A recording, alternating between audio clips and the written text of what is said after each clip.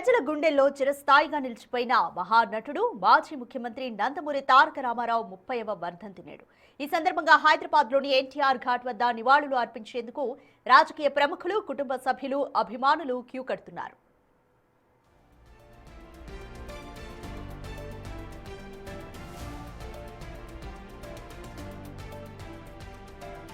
కొద్దిసేపటి క్రితమే ఏపీ మంత్రి నారా లోకేష్ ఎన్టీఆర్ ఘాట్ కు చేరుకుని ఘనంగా నివాళులు అర్పించారు. అలాగే నందమూరి కుటుంబ సభ్యుడు, నటుడు కళ్యాణ్ రామ్ కూడా ఘాట్ వద్దకు చేరుకుని పుష్పాంజలి ఘటించారు. సీనియర్ నాయకులు మోత్కుపల్లి నరసింహులు, నటుడు బాబు మోహన్ కూడా అన్నగారిని స్మరించుకుంటూ శ్రద్ధాంజలి ఘటించారు. లక్ష్మీ పార్వతి కూడా నివాళులు అర్పించారు.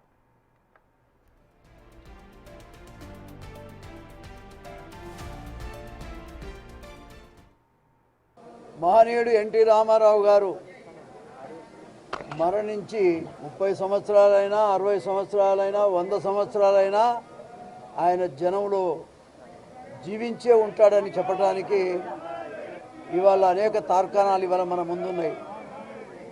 ఇవాళ ఒక మాటలో చెప్పాలంటే పేదవాడి ఆకలిని గుర్తించిన మహనీయుడు ఎన్టీ రామారావు గారు. పేదవాడికి ఏం కావాలో ఆలోచన చేసిన వాడు ఎన్టీ రామారావు గారు. ఆనాడు ఆయన పెట్టిన స్కీమ్లే ఇవాళ ప్రభుత్వాలు ఏవొచ్చినా, ముఖ్యమంత్రులు ఎవరైనా కొనసాగించేది ఆయన పెట్టిన స్కీములని ఈ సందర్భంగా నేను తెలియజేస్తానికి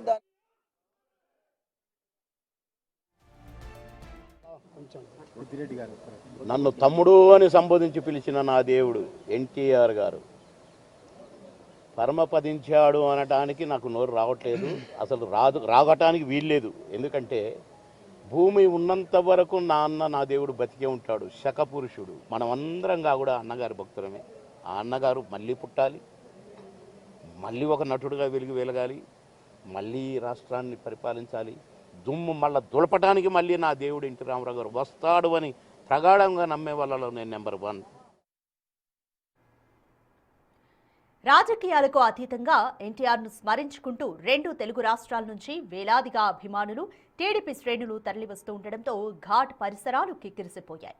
జోహార్ ఎన్టీఆర్ నినాదాలతో ఆ ప్రాంతమంతా మారుమోగుతోంది. అన్నగారి ఆశయాలను ముందుకు తీసుకెళ్లేందుకు ప్రతి కార్యకర్త పునరంకితం కావాలని ఈ సందర్భంగా నేతలు పిలుపునిచ్చారు.